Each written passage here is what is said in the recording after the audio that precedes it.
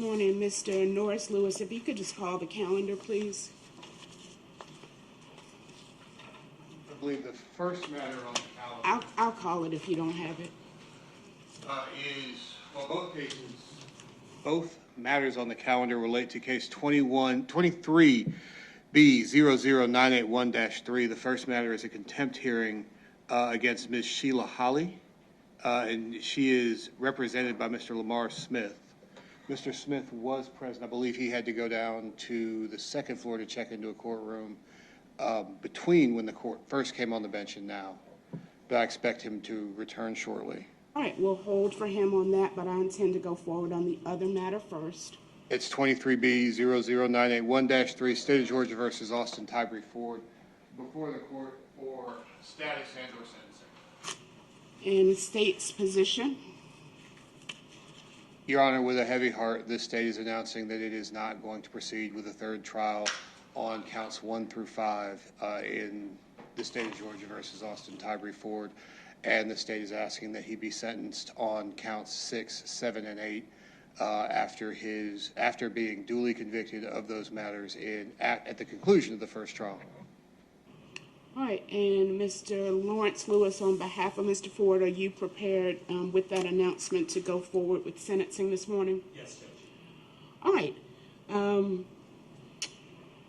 The first jury having reached a unanimous verdict solely as to counts 6, 7, and 8, count 6 being theft by taking, count 7 being theft by taking, count 8 being concealing death of another, and the court having declared a mistrial as to counts 1 through 5, and a second jury having heard evidence in the case and being unable to reach a unanimous verdict on counts 1 through 5, the court is left with sentencing solely as to counts 6, 7, and 8. I will hear first from the state with any evidence in aggravation and any other relevant evidence you want to present with regard to sentencing.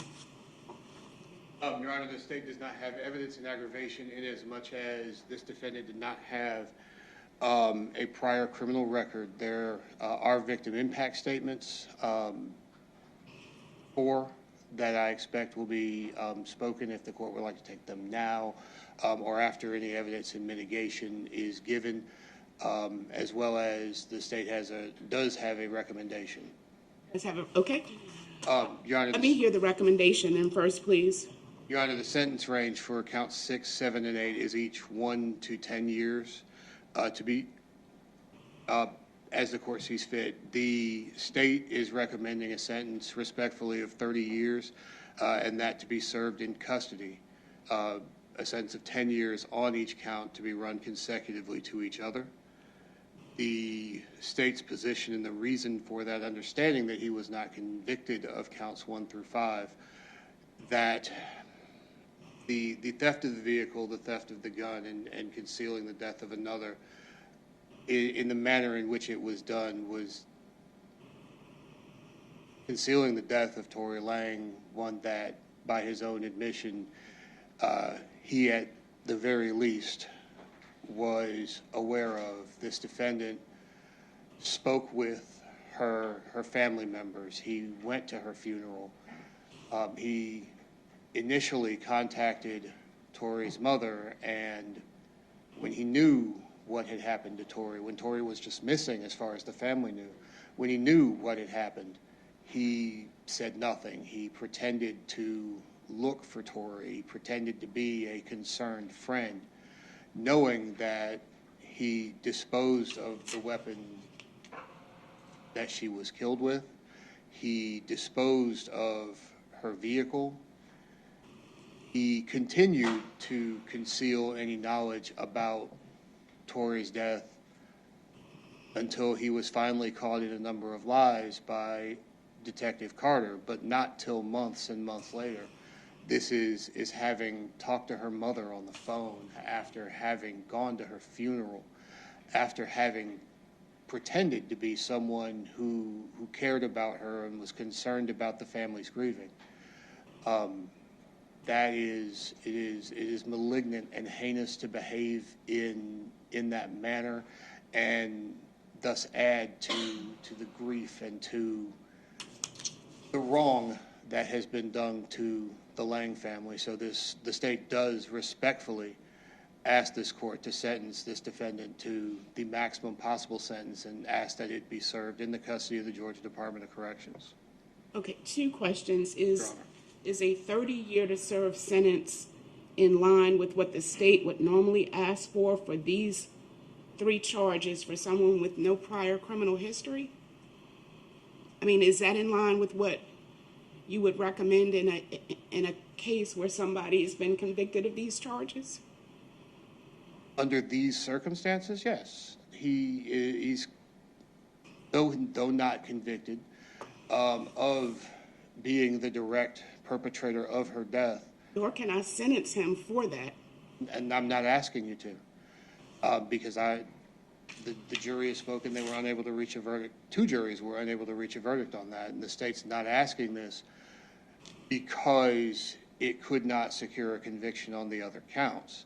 But the state is asking that you consider the level of grief and strife that was visited upon the Lang family by this defendant based on the offenses even for which he has been convicted, and how not knowing knowledge of her death and knowing that a close friend of hers had knowledge of her death at the very least for months and failed to share that with the family allowed them to spend at least 2 days not knowing what had happened to her at all, then to find out that she had been shot in the head and he left her in Yellow River Park.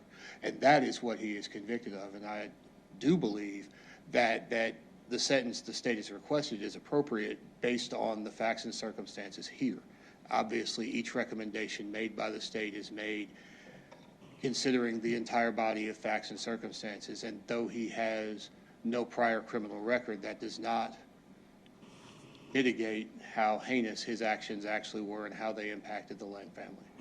All right, have you prepared a null pros for the court on the prior indictment 22B03732-3? I will provide the court with one, yes. All right, that will need to be provided today. Yes, Your Honor.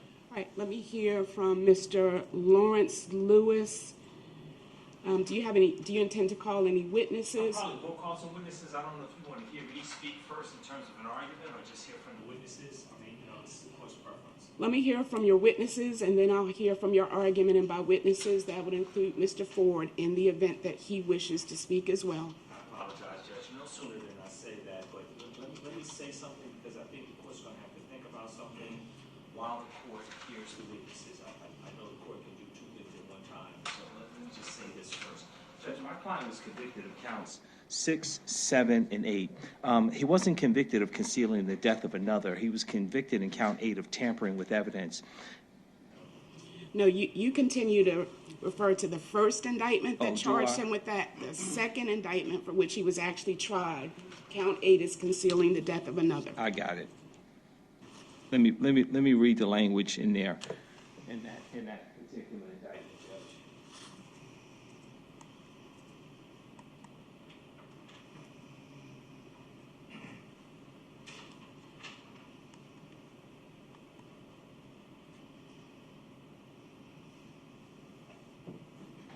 Got it.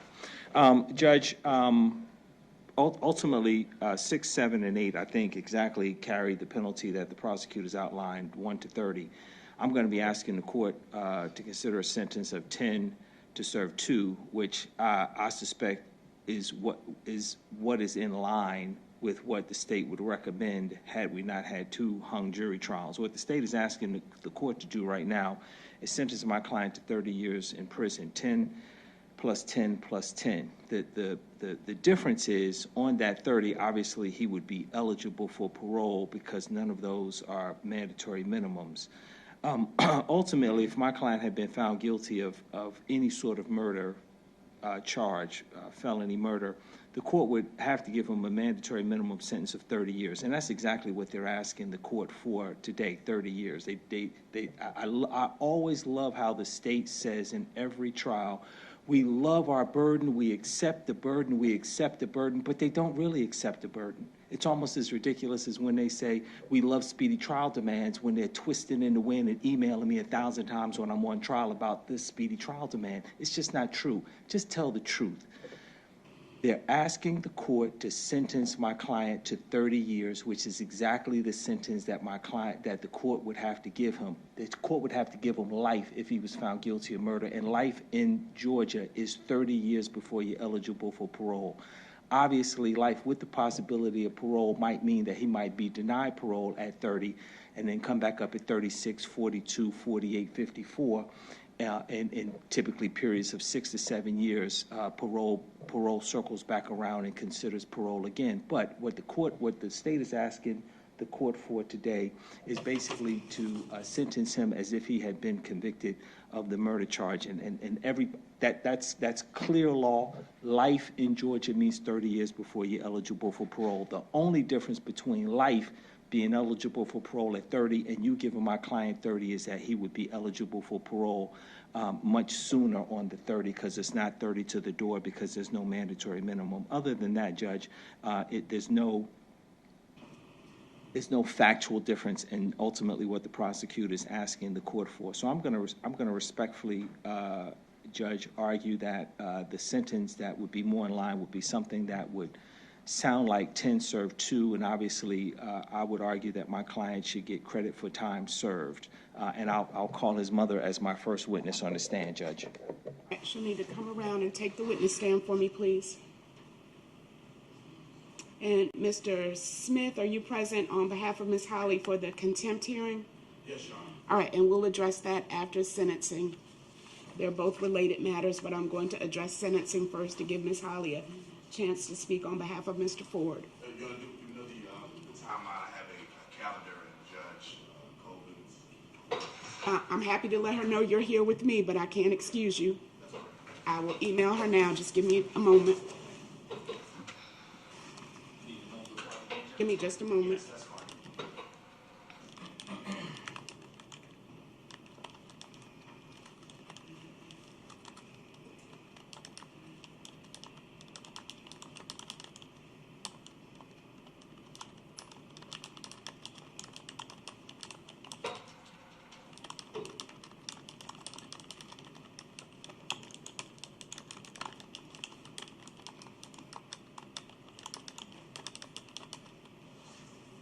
All right, please proceed. Thank you, Judge. Raise your right hand, ma'am. You swear affirm the testimony you present this morning in cases stated Georgia versus Austin Tybre Ford will be the truth, the whole truth, and none but the truth, so help you God? Yes. All right, you can put your hand down. State your full name. Sheila Holly. All right, and your relationship to Austin Ford? I'm his mother. Okay. Prior to Austin being locked up, did Austin live with you? Yes, he did. Okay. Has Austin lived with you most of his life? Yes. Is Austin your only child? No. Okay. How many other children do you have? I have one older son. All older right. Austin. Meaning, of course, implicitly that Austin is your youngest son. How old is Austin? Austin is 22. Did Austin graduate from high school? No, he didn't. All right. Do you remember what high school he was in when he did not finish high school? He was in Stevenson High School. All right. What grade did he complete all the way through? He completed the 10th grade. 10th grade. And in 11th grade, did he leave school? It was COVID time during the 11th grade. Okay, so 11th grade was one of those times where he may have done some online schooling for a bit? A little, yes. Okay. Did he ever return to school after COVID? No. All right. Do you know if he's earned his GED or high school equivalency yet? He was going to Job Corps. We were waiting for Job Corps to be back in session, but COVID started. So he was on his way to Job Corps. Okay. Does he have any children? No. Doesn't have any children. Who's here in the courtroom in support of Austin Ford? Who's here? His pastor, who also was his football coach from since he was 8 years old, Okay, and his name? is Pastor Shelley.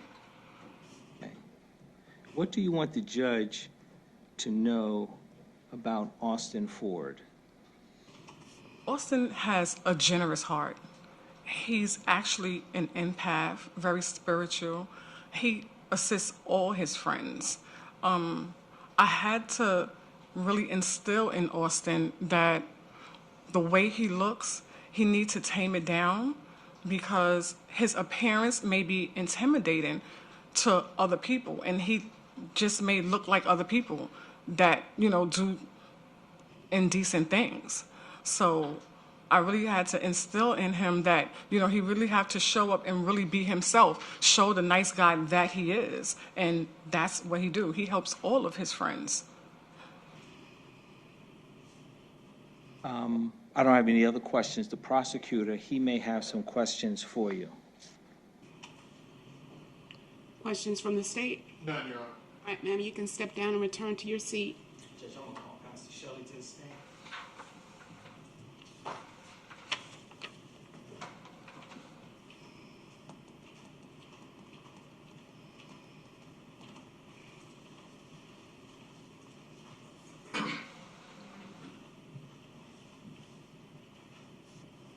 You can have a seat. Raise your right hand. Do you swear affirm testimony you provide this morning, the case of State of Georgia versus Austin Ford will be the truth, the whole truth, and nothing but the truth, so help you God? Yes. Okay, you can put your hand down. You and I haven't spoken before today, have we?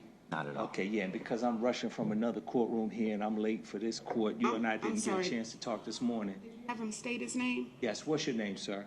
Yaquis Shelley, Sr. Okay, give me, Spell it for us, please. Yaquis, Y-A-Q-U-I-S. Shelley, S-H-E-L-L-E-Y. Thank you. Sr. thank you very much. So you and I didn't get a chance to talk because I was running late this morning. I've called you to the stand. I promise you, every question I ask you, you're going to know the answer to, all right? Have you testified before? Ever? Ever? Yes. Okay, fantastic. Take a deep breath. If you don't understand the question that I'm asking because I'm talking too fast with my Jersey accent or something, just let me know and I'll rephrase the question, okay? Yes, sir. What is the role that you played in Austin Ford's life? Coach, I initially met Austin. His mom brought him to Central DeKalb to play youth football. Central DeKalb at what age? We met Austin around 10 or 11. He was 10 or 11 at the time. Okay. And when was the last time you coached him in football? 12 years old. 12 years old. Okay. So when he was in high school, you weren't doing any coaching. Not the coaching Okay. piece. Yeah. That's fine. Did you ever go and watch any of his games? Did you sort of follow what was going on with his football in high school? Yes. During the football piece, they end up coming to the church. So I've been around Austin for 12 years. Okay. Post high school, Austin also played some kind of football? No, not post high school.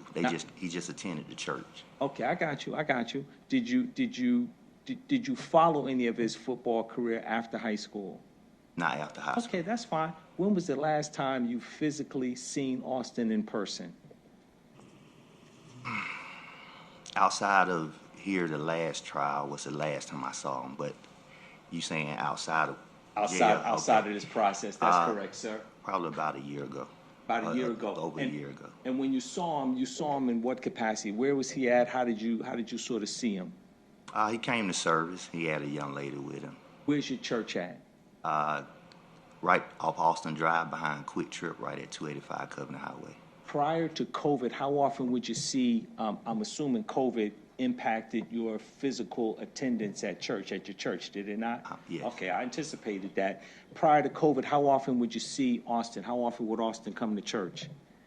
Regularly. I can't say if he was there twice a month or every Sunday, but I would see him on a regular basis. He was a regular fixture. And was he participating in anything at church, youth ministry, men's group? Was he participating other than, say, church service on Sunday or church service on Wednesday night? I wouldn't say that he was active in a particular auxiliary. I wouldn't say he was in an auxiliary. That's fine. Did you ever tap Austin to do any special projects? That's always what scares me about church. Hey, I need you to do this, that, and the other thing. Had you tapped him for any special projects? Hey, I need you to work with the young people. I need you to do something else when he was at the church? I can't recall doing anything extra outside of service. That's fine. So if I understand you correctly, you're outside of church, your primary connection, primary involvement with Austin was when he was between 10 and 12. Is that right? Yes. What position did he play then? Offensive line and linebacker. Okay, good. And what position did he play when he was in high school? still trying to play linebacker. Okay, I got you. So obviously, fortunately or unfortunately, typically when the judge sits on the bench, she sees somebody in sort of one way, Right. as a defendant. You understand that? That's not really how you know Austin. So tell the judge a little bit about the Austin that you know that she may not have seen. Yeah. As his mother stated, very compassionate kid, willing to learn, could take instructions very well, team-oriented. I never had a behavior issue out of him being disrespectful as it relates to the football side.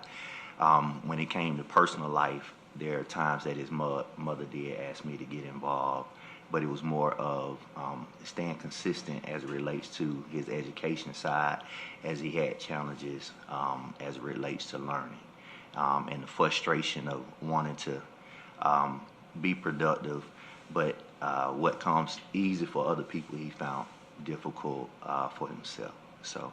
Tell me exactly what you're thinking about when you say that. What comes easy to others is difficult for him.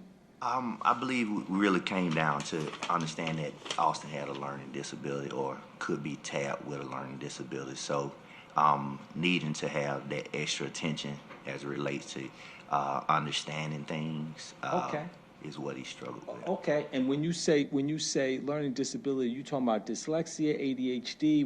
How does it? I'm not asking you for a diagnosis. I'm Right. asking you sort of how it struck you in terms of his learning style and.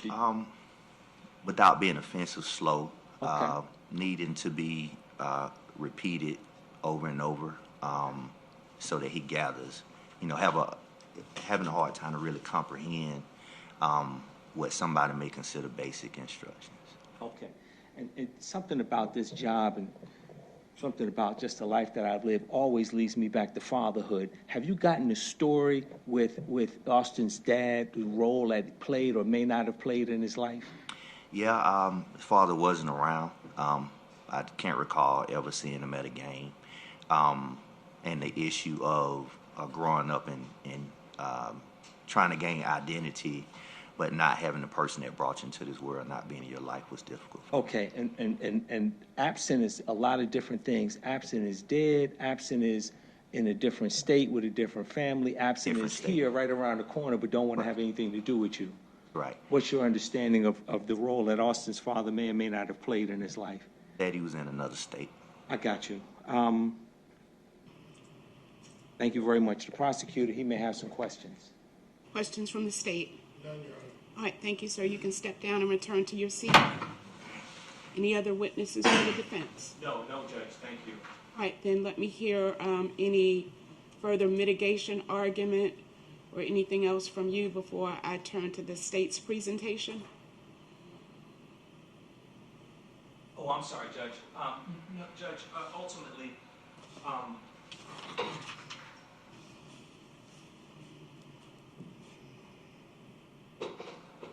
sometimes I spoil my remarks in the questions that I ask because I do believe that it's true that what courts typically see, what court reporters, judges, bailiffs typically see is they see folks, I'm gonna say being held accountable or being accused of something that they've done in the worst 2 or 3 or 5 minutes of their life.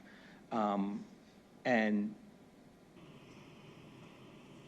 what I try to do, which I'm going to be honest with you, I've never been good at it because I've never been a poet, and I spent a lot of time in school, but it was learning big words and handling big concepts. It really wasn't spending much time with your feelings. As I said in the closing remarks, I just didn't spend a lot of time with feelings, and all of this now is about what the court believes is a fair and just punishment for ultimately what happened. And at this stage, when the court is contemplating sentencing, feelings have to come into it because I agree with the prosecutor. There's something super offensive about being in your friend's mother's face, smiling and lying to her. but ultimately he's not charged with that. If he was charged with lying, it's nothing I could say to dissuade the court from giving him whatever punishment the court would want to give, because I was raised by a father that taught me from very young, I'm going to say third grade, a liar will do anything. I didn't believe it. Still have trouble with that saying, a liar will do anything. You mean if I eat the last of the ice cream and I lie, I might kill somebody? A liar will do anything. That's what my father taught me. And there's a part of me that believes that, which is why I try to always be honest. And there's something super offensive about being in the mother's face and smiling and acting like you don't know what's going on when you know exactly what's going on. So I agree with the prosecutor on that. There's no way ultimately around that. But what the court has to sentence my client on is the taking of the gun, not really to keep it, but obviously the jury found what they found, the taking of the car, and ultimately the concealing of the body.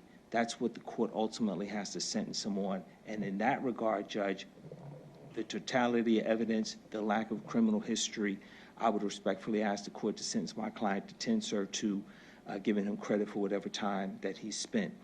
Irrespective of the sentence that the court might give Mr. Austin Ford, I would respectfully ask the court to sentence my client to first offender, which ultimately would allow him to walk out of the courtroom not a convicted felon, would allow him, once he paroles out or maxes out, to not have a felony conviction follow him for the rest of his life on the 3 charges ultimately that he was found guilty of.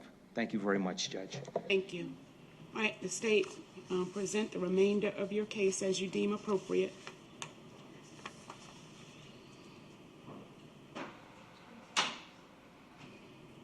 Your Honor, the state's going to call Tori Lang to give his victim impact statement.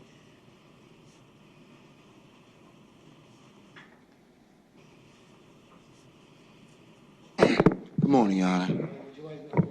Would you like Mr. Lang at the podium or on the witness stand? On the witness stand, please. All right, and for, I should have said this at the beginning, but I will say it now.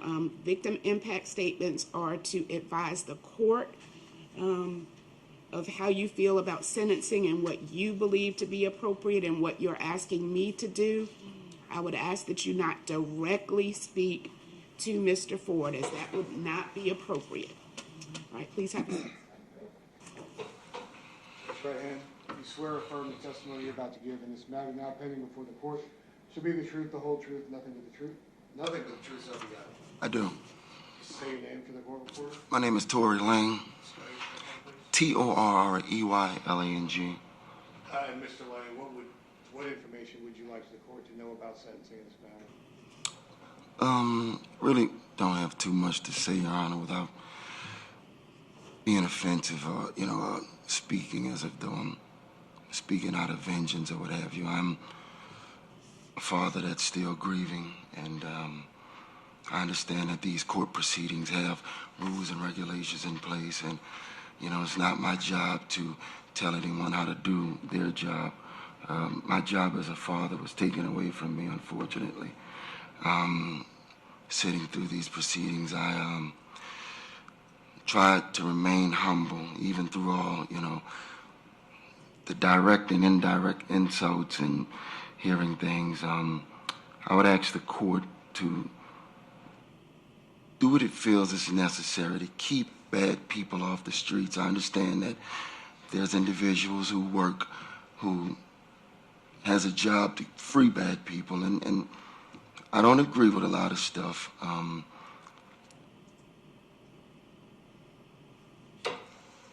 I hear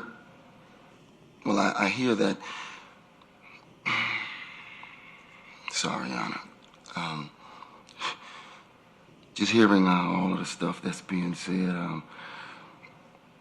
now all of a sudden, individuals are church-going, law-abiding citizens, and my daughter, she's gone. I can't do nothing to bring her back, but she didn't deserve to die, and I don't wish this type of pain on no parent. There's an old African proverb that says, if there's no enemy within, the enemy outside could do us no harm. And it's an unfortunate situation where it was hard to determine who the enemy was. Again, I don't want to speak as if though I'm the voice of vengeance or somebody who just want bad things to happen to people who do bad things, but I would ask the court to just do what's right, because I understand that these proceedings and, you know, the system has been allowed to let people do their job and manipulate the truth. And I would hate for this tragic in our lives to set a precedent for people to think that they could lie their way out of murdering individuals. I don't wish death on no other person, but I just hope that this situation doesn't give the notation to individuals that they could just make a mistake and get away with it, just conceal a lie, or however individuals may put it. But I don't want to take up too much of your time, Your Honor. I'm still dealing with, you know, this grief. I was an active father. I wasn't an absent father. I was there every day, doing homework, helping with science projects. And to hear certain things as if though, you know, my daughter was suicidal or she didn't deserve to be here because she was overweight and all this other nonsense. It's hurting, but, you know, my family and I realized that this won't be an easy healing. And again, I'm going to try to maintain my humbleness as I've always did, with respect to other people and integrity to my fellow human being. I don't want to dwell too much, Your Honor, because I don't want to, again, seem like I'm being in a place of vengeance, but I would ask the court do think it's right and keep bad people off the streets, Your Honor. That's all I have to say. Thank you, sir. Call your next witness. Tanya Lang.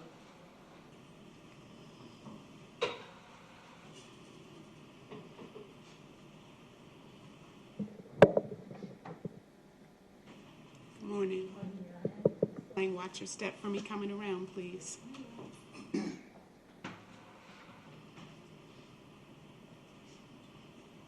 Blank, could you raise your right hand?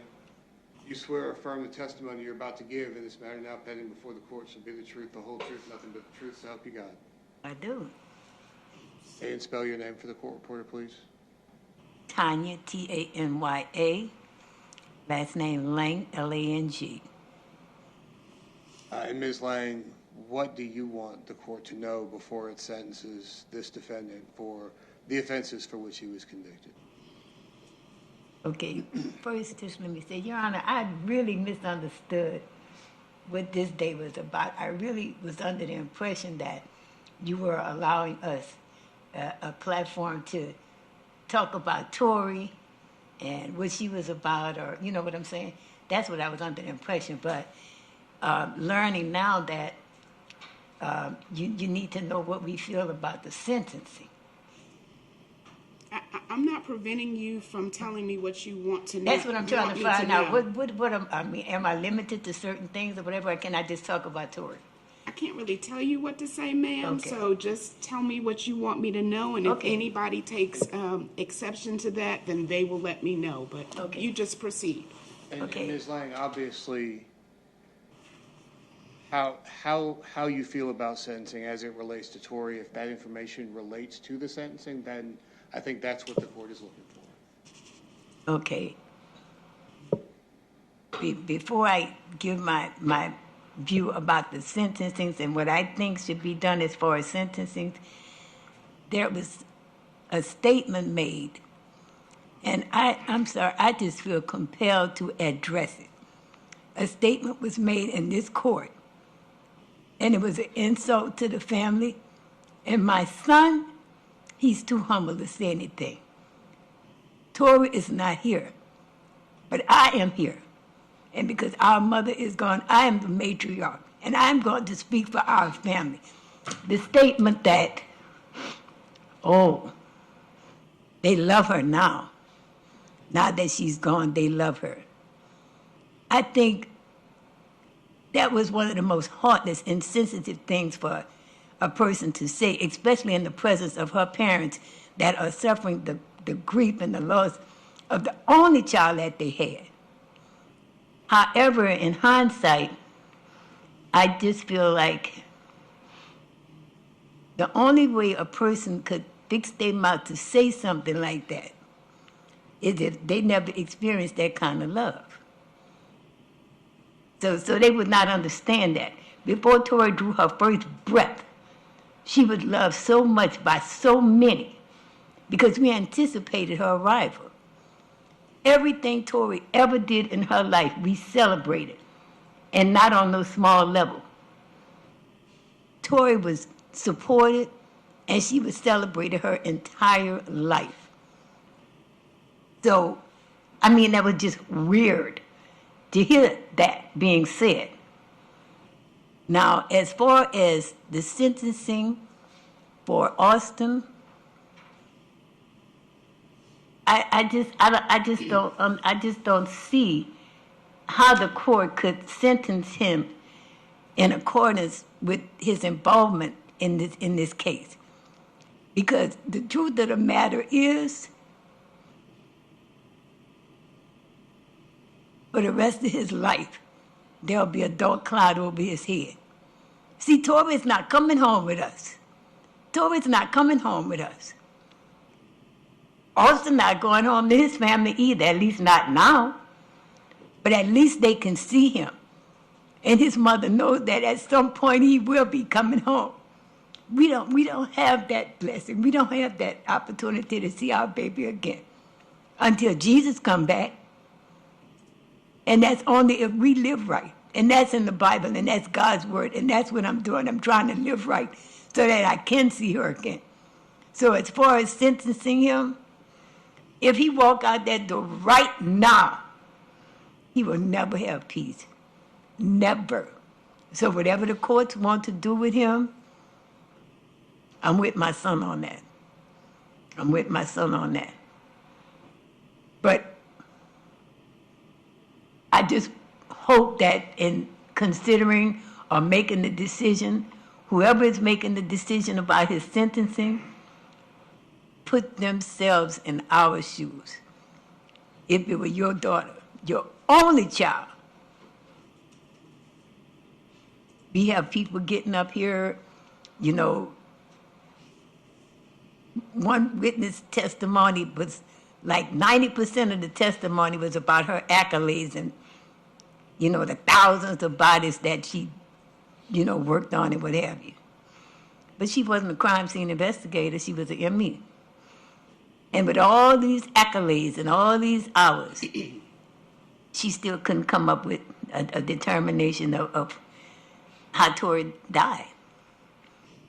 I really was under the assumption that the cause of death was a gunshot to the head. Now, as far as I'm concerned, that was all she had to say. Anything after that, I think, should be left up to CSI members. They're the ones that specialize in that. And then at the 11th hour to come in and say, oh, I don't know, I think I'm kind of leaning towards suicide. Get out of here. Miss me with that. I think that even the time that Austin has been behind bars, he knows that he's going to probably live in fear for the rest of his life because he knows Tori's family. Not that we would ever do anything, but if you have a certain guilt, you understand, you will always be looking, you know, Tori's old boyfriends, anybody. So the only thing I do right now is just pray and ask God to give us the strength to get through this grief. It's been 2 years. And even now, the pain is so immense. Sometimes I'm just numb. I'm just numb. Tori wasn't my baby. I didn't give her birth, but she was my baby. And everybody knew that. Tori was so loved. And if you never had love like that, unconditional love like that before, you probably just don't even know it exists. And this is why the family is really upset about that statement. That's why I had to address it. So again, you know, whatever the state feel or deem, you know, should be done with him, you just have to accept it at that. Because really, in our eyes and in our hearts, there's no punishment that the state could give him that would justify what has happened. And that's all I have to say. Thank you. Watch your step coming down for me. Thank you, Take your Judge. time. I thought I heard someone's cell phone, so this is the last time I'm going to say it. If you are not an officer of the court, power your phone all the way off. Not on silent, not on airplane mode, off. Please call your next witness. Camera Lang?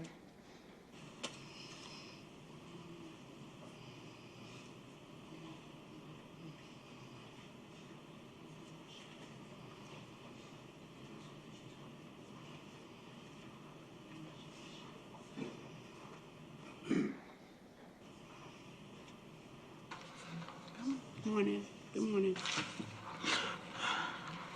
Raise your right hand, please. You swear or affirm the testimony you're about to give in this matter now pending before the court shall be the truth, the whole truth, nothing but the truth, so help you God. I do. Please say and spell your name for the court reporter. My name is Tamara Lang, Tamara-Lang as in George. And what do you want to know, what do you want to let the court know about sentencing in this matter?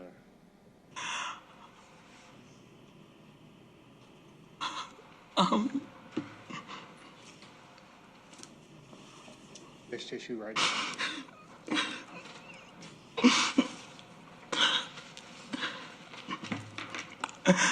I have something that I want to read, but before I read it,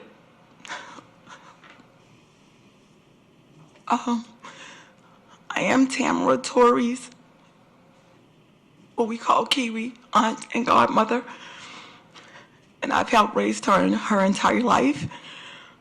A month from today would be September 16th. We would have been celebrating her 21st birthday.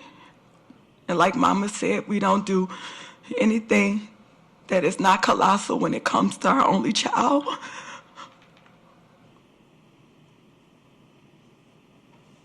But instead of planning this year, we've had to deal with the past over 2 years, the hurt, pain, and tragedy of what has taken place in the loss of our only baby.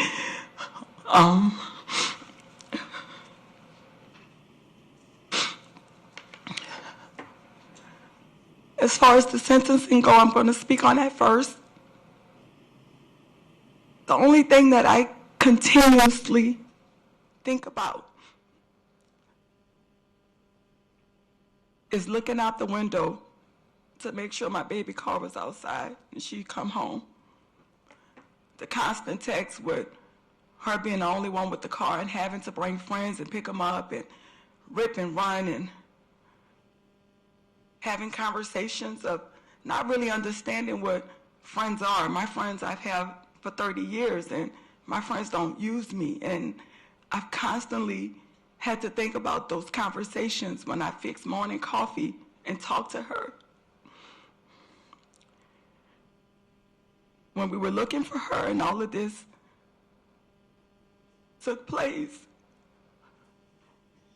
I keep seeing I can't say his name, the defendant, when I pulled up from the funeral home to make arrangements, his mama standing outside of my home,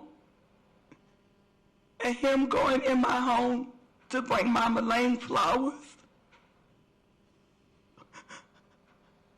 And I knew something.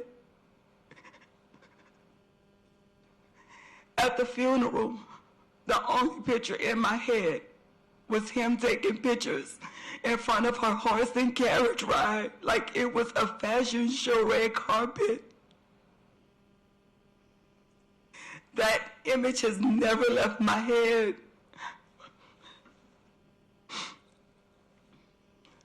The phone call and text message of identifying her, of which I had to do, and send pictures that has never left my head.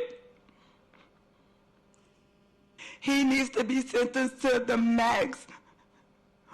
Who as a friend could leave a friend Lang killed in a park with a gunshot to their head, and for months lying to us, and pointing the blame at other people? No friend would ever do anything like that. Your friends cover you. Your friends pray with you. Your friends hold you accountable if you are a friend. So I am asking that the court have mercy on my family and judge the maximum sentence. Coming into this court time after time, motion, every little thing we've come for, and for him to have a smirk on his face. To watch that, and his mother, they're looking at us like we did wrong, and we are not the ones here who has transgressed and hurt and left somebody dead. This is the hardest thing in life that we've ever had to deal with. And I'm asking you, Judge, to see and put yourselves in our shoes. We don't have our only child. All we have is memories. And with that being said, I will read what I provided. Tori Lang, Kiwi's dash. The dash on a person's obituary between the date of birth to the date they leave Earth represents a person's life journey on Earth. And only those who love them know what that little line was worth.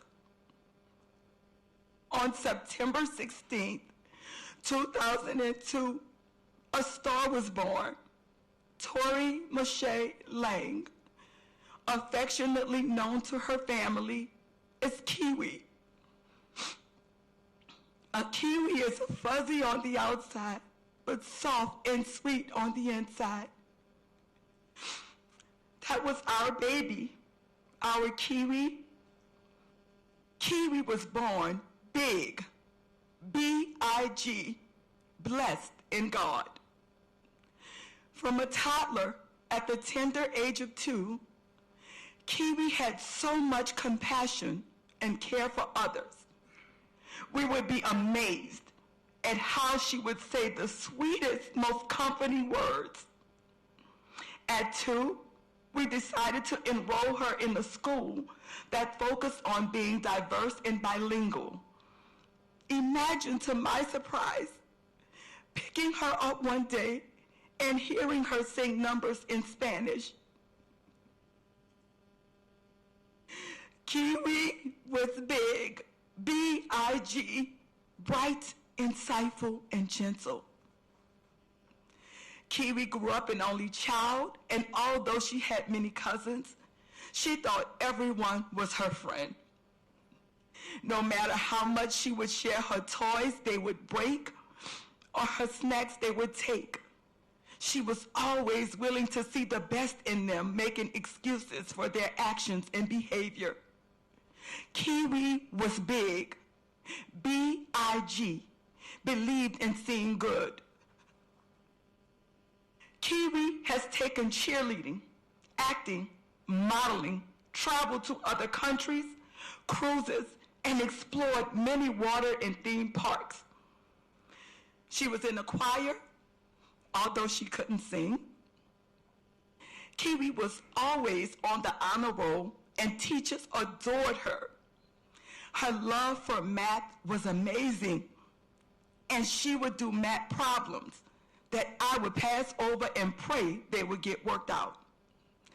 So many of her schoolmates have shared with us how she helped, tutored, and gave them grace while grading their assignments they struggled in.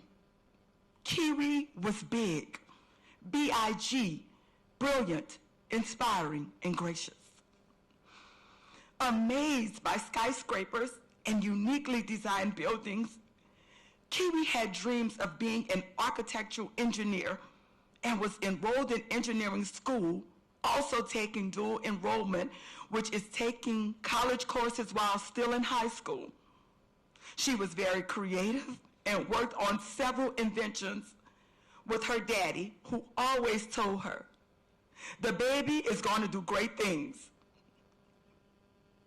Kiwi had a charismatic aura that drew people to her that came from her mama, her grandmother. Her beautiful smile, personality, and grace, of course, came from me. And her brains and beauty came from her mama and daddy.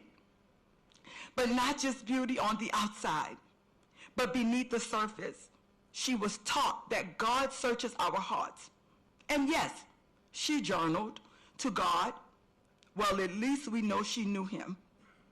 Kiwi was big, B-I-G, believer, incomparable, and gentle. When hearing the question in court asked to young adults, "Where do you think you will be at age 30?" It was very heartbreaking. All I could think about was where our baby was. If I knew my Key, she would be in the prime of her architectural engineering career, owning several businesses, maybe even married, but never too busy to spend time with her family, and most of all, her mama, her true best friend. But now, all we have left are memories.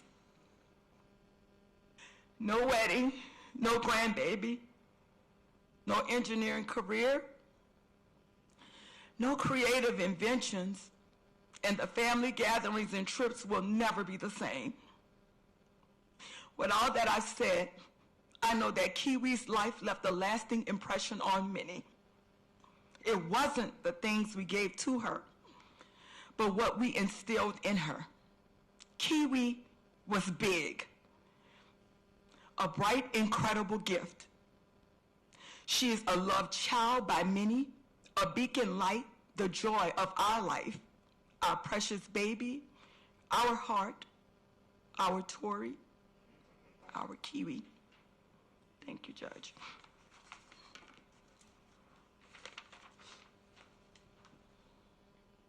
Tori Lang.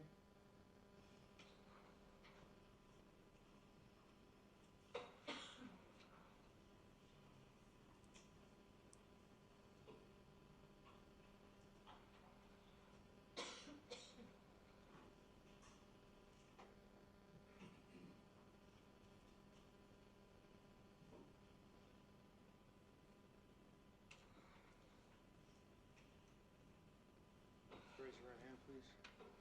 You swear or affirm the testimony you're about to give in this matter now pending before the court shall be the truth, the whole truth, nothing but the truth, so help you God. Yes. Please say and spell your name for the court reporter.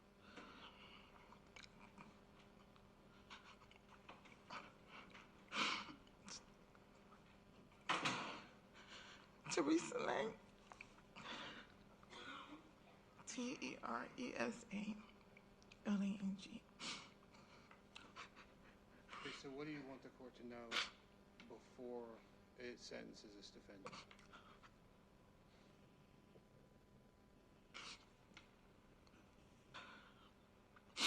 Right now, Your Honor, I'm so hurt,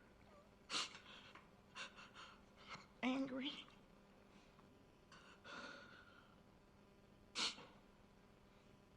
feel weak, tired. I feel like for the rest of my life, I'm gonna have to fight for my baby. It's like it's never gonna end. I have to see that her legacy lives on through me, her father, her family.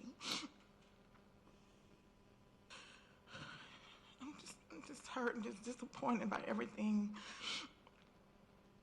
It just really shows me that life is not fair at all. I'm lost for words. I'm just hurt. Every day I get up, get dressed, comb my hair. But you can see the hurt in my eyes, my husband's eyes, my family eyes. When I look at him, it looks like he sleeps good every night. Every single night. You know why? Because he's evil. Heartless. Only people like that can sleep good at night.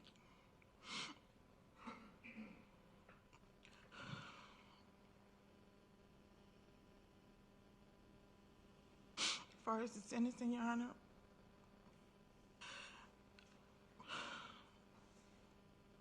I know it would never bring Tori back, but at least we can get a peace of mind, some type of peace of mind.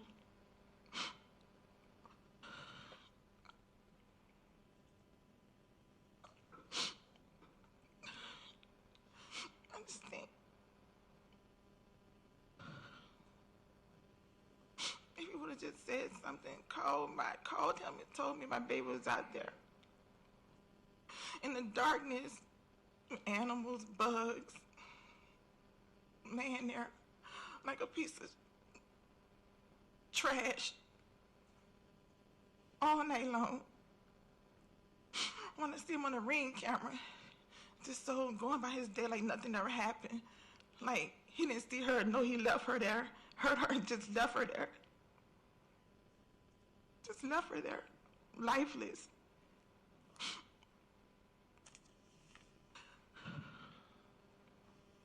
When I spoke with him that night, he heard the fear in my heart, in my voice.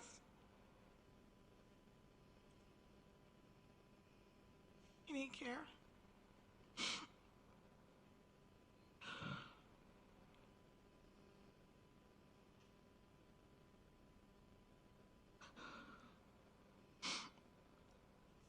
Yeah, I don't know what to say. I just feel.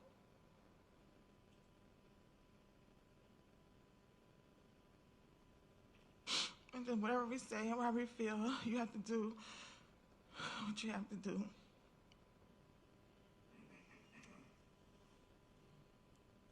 That's all I have to say. Okay.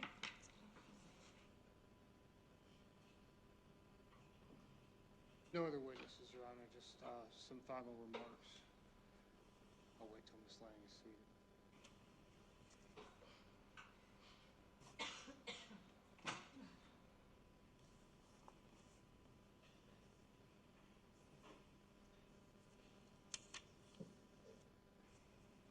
Your Honor, I understand that this defendant is eligible for first offender, and none of these offenses are prohibited by law for this defendant to be sentenced under the First Offender Act for them.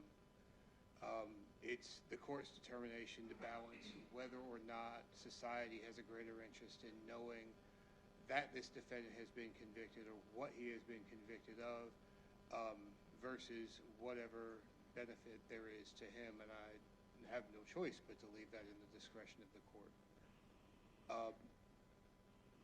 But I do take exception with the suggestion that the state makes this recommendation out of a sense of revenge, or is asking the court to sentence him for the murder it didn't convict him of. I take a strong exception to that, because as the court can see, this is the single most heinous, callous, cold, and calculated way to commit the three offenses that the defendant was convicted of. And when it is the single most callous, cold, calculated way, it is appropriate, even on a first offense, to sentence a defendant to the maximum for that offense. The law prescribes a certain thing as the maximum and allows the court to run offenses consecutively. The court's not being asked to do anything outside of the law. Disingenuous simply to suggest because it suits your needs that it's simply out of revenge. It's not. Your Honor, the state believes its recommendation is appropriate, especially given the impact these offenses had on the Lang family, the heartless way in which it was committed, and the purpose for which it was committed, which was to conceal, ultimately, Tori Lang's death for as long as possible. For that reason, Your Honor, the state's respectfully asking the court to follow its recommendation. Thank you. Anything final before I prepare to move forward with sentencing? No, thank you, Judge. All right, give me a moment to collect my thoughts.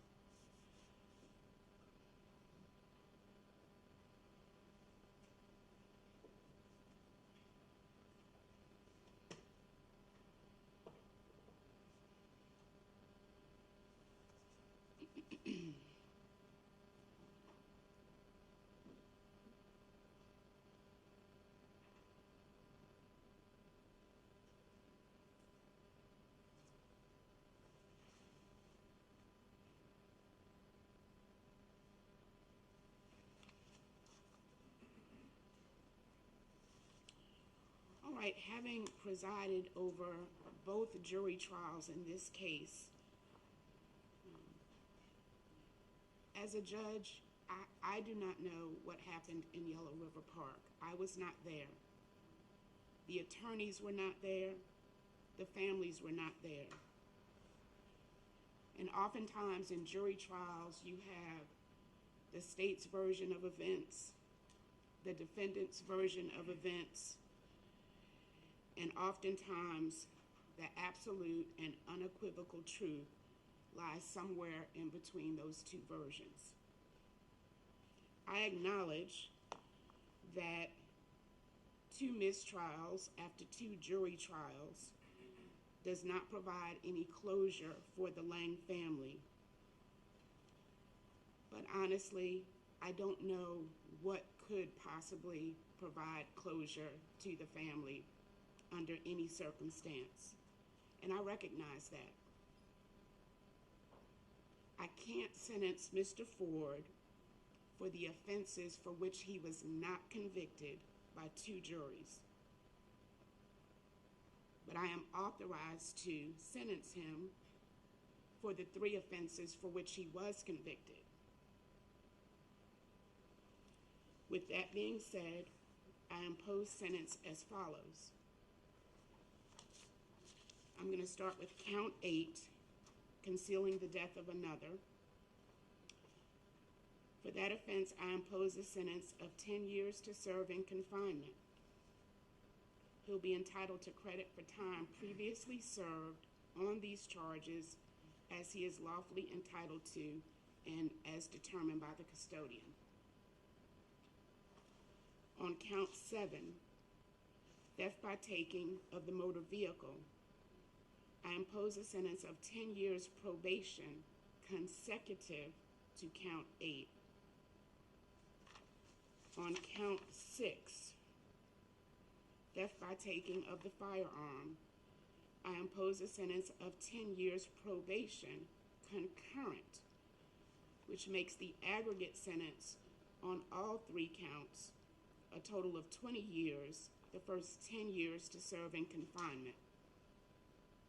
I impose the following conditions: a $1,500 fine plus any court costs and surcharges, the monthly probation reporting fee, the indigent defense application fee for the services of court-appointed counsel. I order that while he is on probation, he is not permitted to consume any alcohol or drugs unless they are lawfully prescribed to him. He will be subject to random screens and must waive specimen admissibility in any court proceeding for any positive screen results. I order that he undergo an alcohol and drug evaluation and that he complete any recommended treatment. While on probation, he is not to have any contact of any kind, directly or indirectly, with any member of the victim's family, their residence, their place of employment, or any school location. The defense has asked that I treat Mr. Ford as a first offender. It is undisputed from both sides that he has no prior criminal history and he appears otherwise eligible for that treatment. However, taking into account everything that I am lawfully entitled to consider, I decline to sentence him as a first offender. I also order that the state present to me today a null pros order on the preceding indictment in case 22B 03732-3. I also note for the record that the indictment in which issue was joined for the second trial was provided to Ms. Banks Brown at the conclusion of the hearing, and that indictment will need to be filed with this court's sentencing order. I believe I also need to address, even though I have entered an order on the mistrial for counts 1 through 5, this sentencing order will reflect a mistrial for counts 1, 2, 3, 4, and 5 on the sentencing order. On the last one, Judge? On 1, 2, 4, 5. I'm sorry, thank you. Counts 1, 2, 4, and 5. Count 3, voluntary manslaughter, was a directed verdict. And the Senate sheet should reflect that. Let me advise Mr. Ford of some appellate rights, and then I'll turn to each side to determine if they take issue or need any clarification on the court's sentence. Mr. Ford, if you feel that your rights were violated, you may challenge your conviction in one of two ways. First, you have a right to directly appeal from your plea by filing a notice of appeal within 30 days of the date that your sentence is filed. Second, you can challenge this proceeding through a habeas corpus petition. That must be filed within 4 years for felony offenses, and all of your convictions are in fact felonies. And that 4 years runs from the date that your sentence is filed. Mr. Ford, do you understand these rights? To further clarify on your right to appeal, you do have a right to seek post-judgment relief from your conviction of the crimes by either making a motion for new trial in this court and or by filing an appeal to a higher appellate court. If you want to file a motion for new trial or an appeal, then you will need to file the appeal. You will need to file the motion or a notice of appeal with the clerk of Superior Court of this county within 30 days. You can discuss that more fully with your attorney, Mr. Lewis. If a motion for new trial is in fact filed, and after a hearing I deny that motion for new trial, then you will have 30 days from the filing of the order denying your new trial in which to file with the clerk of a court your notice to appeal to a higher court. You have the right to have an attorney represent you on your motion for new trial and the first level of direct appellate review. If for any reason you cannot afford to hire an attorney, the court will provide you an attorney and one copy of the transcript of your trial at no cost. Mr. Lawrence Lewis, I'll ask that you file the initial motion for new trial within 30 days. And if you are requesting to come off of the case for appellate purposes, if you will indicate that, and I will appoint Mr. Ford different appellate counsel if he wishes to appeal. I'll handle that, Judge, in 30 days, within the week of the filing of the sentencing order. All right, let me turn now first to the state for any questions or clarification needed on the court sentence. No, Your Honor. Mr. Lawrence Lewis. Judge, respectfully, I don't know the credit for time served date. I don't know if the prosecutor is making a suggestion. I do know that March 29, 2022 was the interview with the lead detective, and I do know at some point in time my client made his way to the Gwinnett County Jail. I suspect that at some time between the time that the detective spoke to him and the time he arrived at 2900 University Parkway, warrants were filed against them and holds were placed, but I don't know that date. So I don't know if the court is going to try to figure out, or if we should figure out what that credit for time served date is now, or if you just leave it to the calculation of the custodian, and then if I disagree with that, I'll file a motion to amend the credit for time served date. I don't know how you want to handle that. I just don't know what his credit for time served date is, Judge. And obviously, I would ask that he receive credit for time that he served. The date back to March 29th would give him 16 months. I think at the date when he arrived would probably be closer to 14, so I'm not quite sure what date the warrants dropped and the hold was placed on him when he was in Clayton County. All right, and I typically stay out of that dispute. It is within the purview of the custodian to determine what credit he is lawfully entitled to receive. For that very reason, I do not put a specific date. I leave that up to the custodian. That is within their purview to determine the appropriate credit.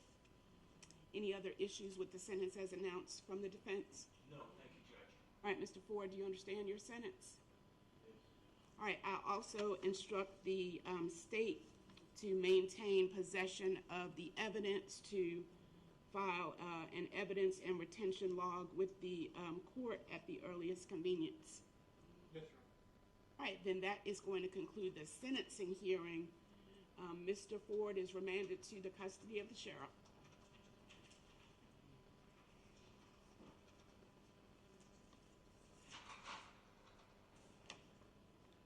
All right, we will now switch gears to a related quasi-criminal matter under the same docket number 23B00981-3 in Ray Sheila Holly on the matter of contempt. Neither side is a party to this contempt action. This is the court's motion, and the court will proceed with witnesses as it deems fit. Let me have Ms. Holly at defense table, and I'll need if you could remove Lawrence Lewis's documents, please. And Mr. Smith, if you could join your client.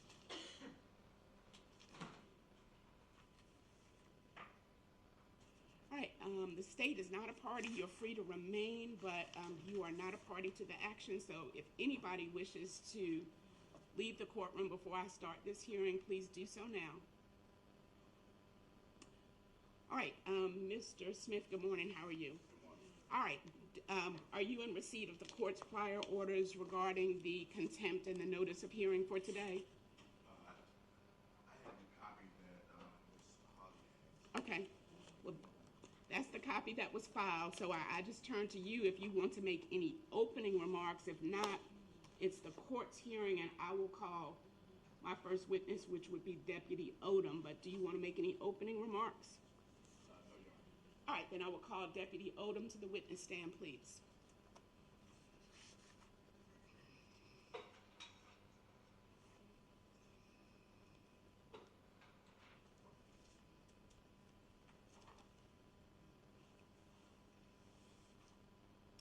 If you will be comfortably seated in the chair and raise your right hand. All right, do you swear or affirm that the testimony you'll provide the court in the pending matter will be the truth, the whole truth, and nothing but the truth, so help you God? I do. All right, lower your hand and please state and spell your name. My name is Rebecca Odom, REBECCA-ODOM. All right, and how are you employed? I'm a deputy sheriff with Gwinnett County Sheriff's Department. All right, Deputy Odom, were you assigned to this courtroom, courtroom 3F, for the criminal jury trial in the State versus Austin Ford that commenced on Monday, August 7th, 2023? Yes. And were you assigned to this courtroom each day that that jury trial took place? Yes. Were you present in the courtroom for the trial proceedings, accepting any lunch, recess, and breaks? Yes. Did you hear the court at any occasion provide instructions to courtroom observers regarding cell phones? Yes. What do you recall that instruction to be? The instruction I recall were that everyone who is not an officer of the court to have their phones powered all the way off. All right, and do you recall if I made that instruction on more than one occasion? Yes, I do. Do you recall if that instruction was in fact made on more than one occasion for each day for which the trial proceeded? Yes. Are you familiar with Sheila Holly? Since the duration of this trial, yes. Okay. And was there something regarding Ms. Holly that caught your attention during the trial proceeding? Yes. On Wednesday, August the 9th, it was at the end of the day, about 4:50 to 5 o'clock. We were about to adjourn, and the jurors were leaving out, and after the jurors left out, you asked for the deputy to take Mr. Austin back in custody. So as Deputy Hilbert was removing Mr. Ford, then he saw that Miss Sheila Holly had her cell phone, and it looked like it was in video mode.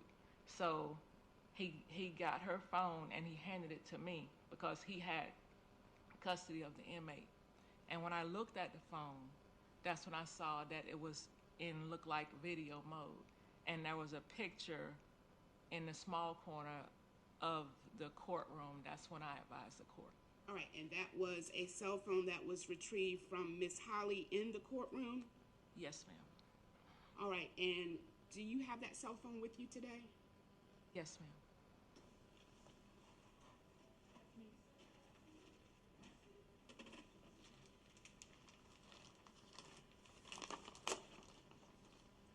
All right, Mr. Smith, you want to look at what I'm going to mark as Court's Exhibit 1, please? If you need to open it up, you can do so.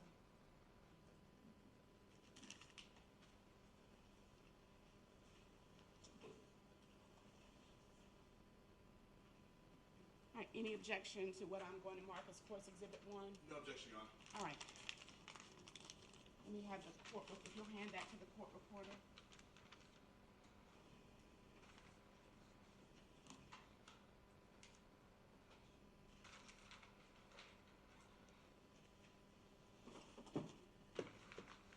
All right, Deputy Odom, and if you need to open the bag, that's fine. Can you look at the contents of what has been marked as Court's Exhibit 1 and tell me if you recognize it? Yes, I do. What is contained within Court's Exhibit 1? This is the cell phone belonging to Miss Sheila Holly. All right, and is that the cell phone that you seized from Miss Holly in court? Yes, ma'am. At this time, I will admit Court's Exhibit 1 into evidence for the record. Any objection, Mr. Smith? No objection. All right. I am also, Mr. Smith, I'll show you what I intend to mark as Court's Exhibit 2. If you'll review that, please.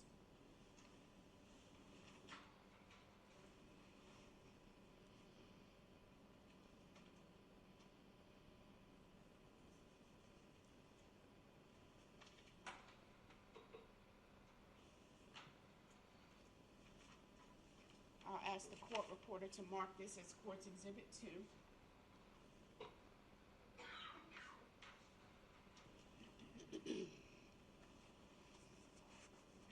All right, Deputy Odom, if you'll look at Court's Exhibit 2 and tell me if you recognize it. Yes, I do. Does it appear to be in the same or substantially the same condition as when you first saw it? Yes. And what is Court's Exhibit 2? Court's Exhibit 2 is what appears to be a photograph from the gallery of members of the jury. Is that the photograph that you observed on the cell phone that's contained in Court's Exhibit 1? Yes. At this time, I would admit Court's Exhibit 2 for the record. Any objection, Mr. Smith? No objection. All right, it will be made part of the record. Can you tell generally what is depicted in Court's Exhibit 2? What's depicted in Court's Exhibit 2 is members of the jury as they're sitting during trial, and there's Mr. Norris Lewis and what appears to be the Mrs. Banks Brown sitting at the prosecutor's table. All right, and the jurors appear to be seated where in the photograph? The jurors are seated in the jury box. All right, and that appears to be, does that appear to be a picture that was taken during trial proceedings? Yes.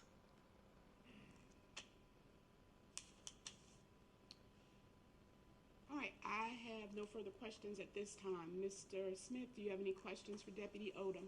Just one. Deputy Odom, was there indication that that picture was sent or transmitted to anyone outside the courtroom? There's no indication that it was sent to anybody, to my knowledge. All right, you may step down. Thank you. All right, Mr. Smith, I obviously don't want to get into any privileged communications between you and your client.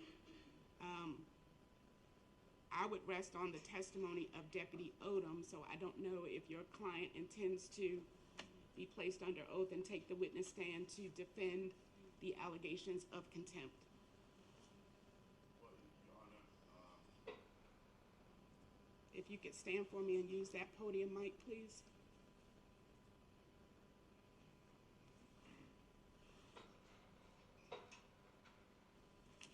Your Honor, we would concede on the per se violation of the order, but wanted to proceed on sentencing or adjudication. All right, do you want to call your client to the witness stand and place her under oath for any mitigation? Yes, Your Honor. All right, she may do so. We call Ms. Sheila Holly to the stand.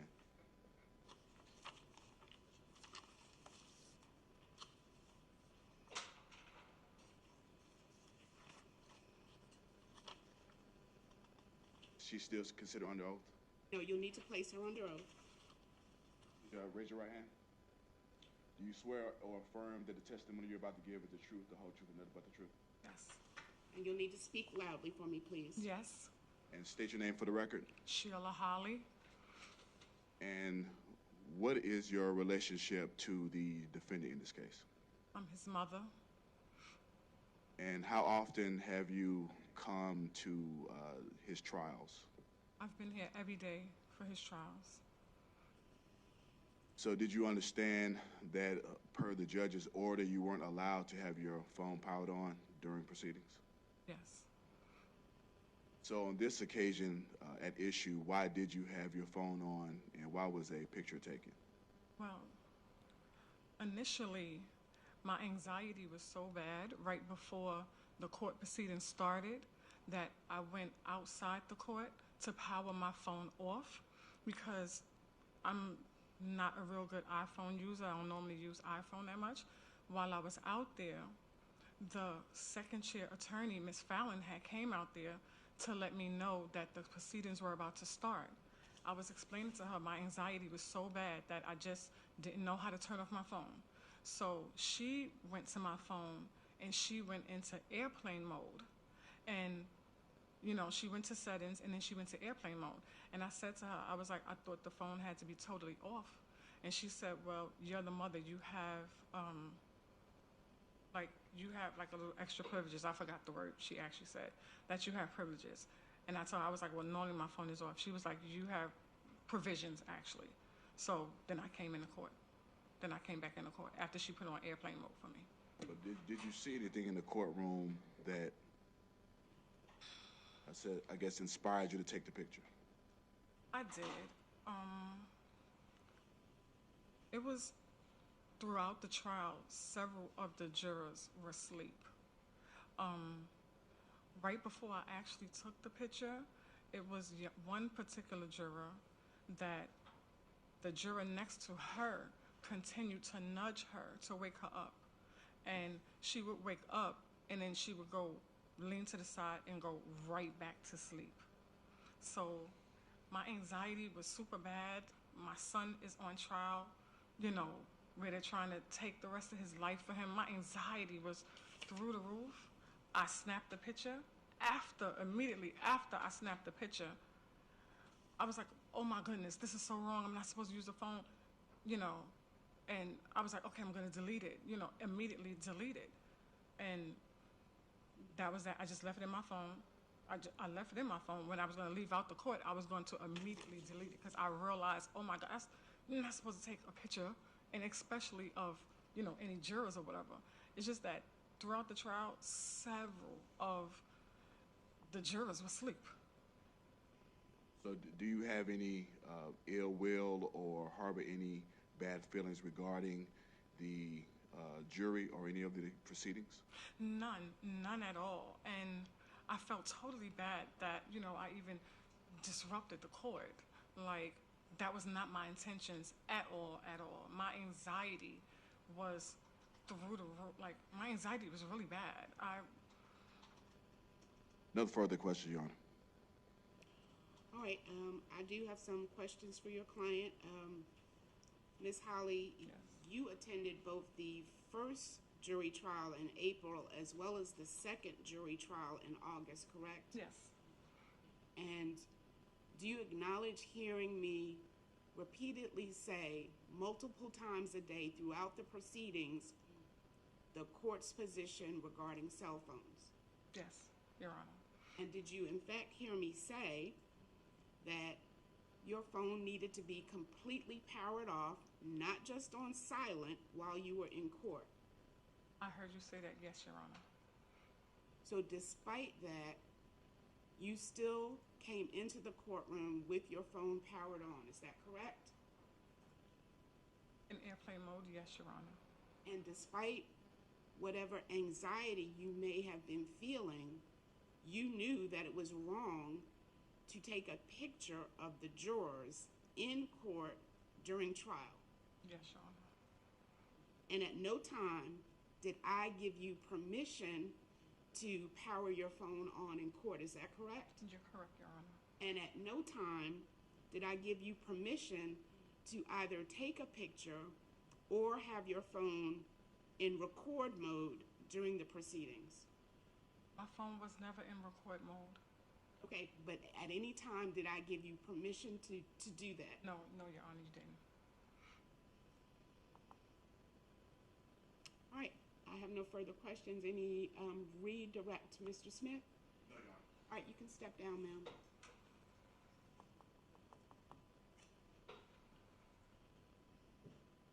All right, Mr. Smith, I will hear from you if you'll use the podium regarding any mitigation evidence. I intend to, let me give her a chance to make her way back to the table.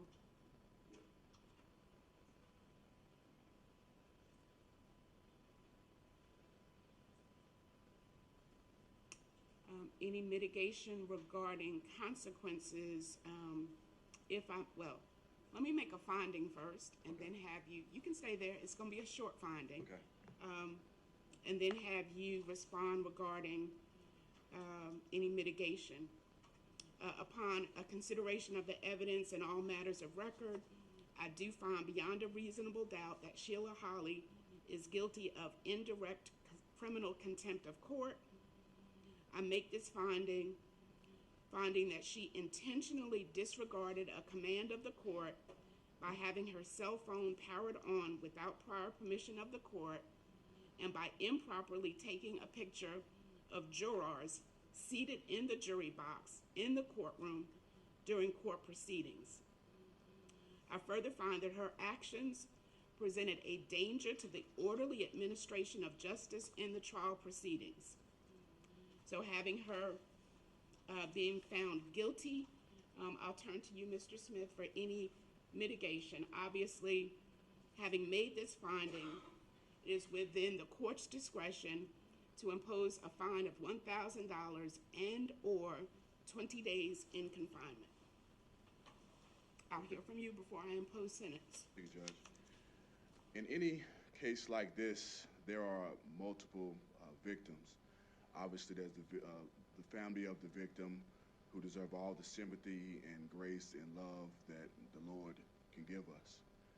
There's also the family of the accused, because I believe no parent intends to raise their child to end up in a proceeding like this.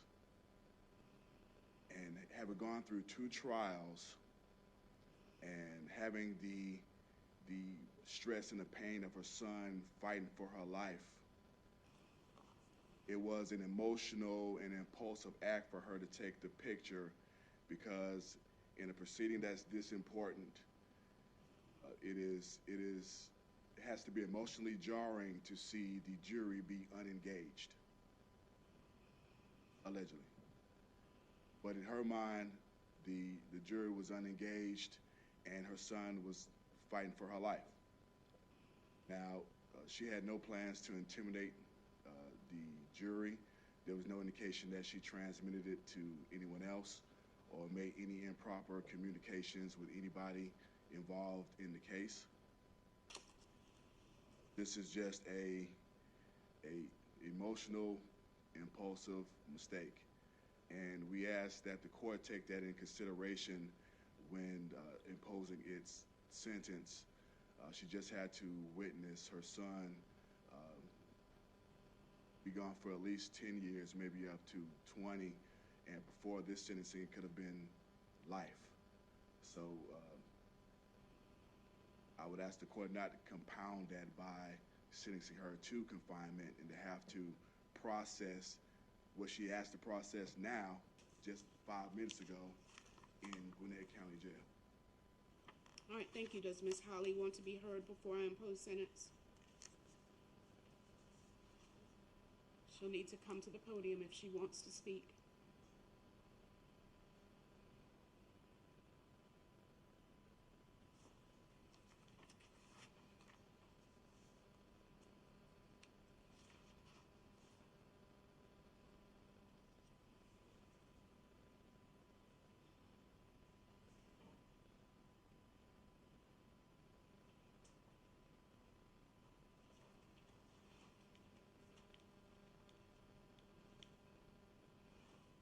I'll hear from you, Ms. Holly. Your Honor, I just want to say that I'm extremely sorry for what I did. I have not stopped thinking about it. I was even remorseful even after I did it. I realized how people would feel about it and even think about it and think that I would attempt to do anything, and I would never.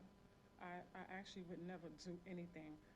I was super emotional at the time, just watching some of the jurors be engaged and sleeping several times throughout the trial too. It really put my anxiety through, it really put my anxiety through the roof. The other thing that I did want to say is I had also been really remorseful even towards the family as well. Like, I've had people say to me that, things about the family, and I myself was thinking of how many times I hugged the mother and even what she was going through. Even now during court, I was still telling some of my friends about how I just wanted to hug her and rub her back as I did so many times in the past, even though they feel so terrible about me.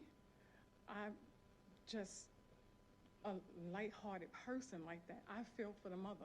I knew Tori. Tori was in my house numerous times. Like, I totally felt for the mother.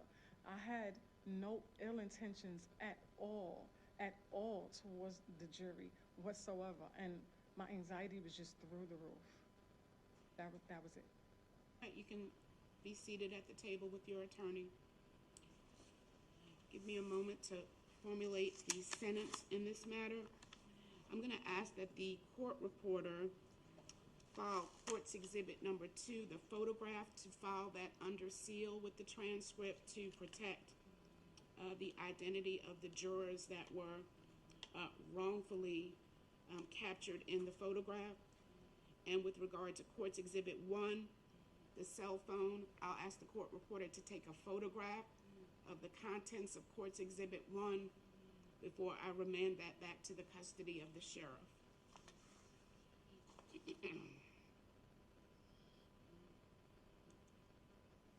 All right, pursuant to my authority under OCGA 15-7-4A5, having found Sheila Holly guilty beyond a reasonable doubt of indirect criminal contempt, I order that she shall purge herself of this contempt by serving 3 days in confinement at the Gwinnett County Detention Center. Ms. Holly will be immediately remanded to the custody of the Gwinnett County Sheriff's Office, and she will be released from custody on Saturday, August 19th at 11:30 a.m. The Sheriff's Department is hereby directed to maintain custody of Ms. Holly's cell phone, which was previously seized by the court on August 9th, until such time as Ms. Holly is released from custody on Saturday, August 19th. Thereupon, the Sheriff's Department shall release and return the cell phone to Ms. Holly upon her release from the detention center on Saturday, August 19th. I need a few moments to prepare that order for the sheriff to take both Ms. Holly into custody and to maintain possession of her cell phone. But that is the order of the court. Ms. Holly is remanded to the custody of the sheriff. That concludes this hearing. Thank you.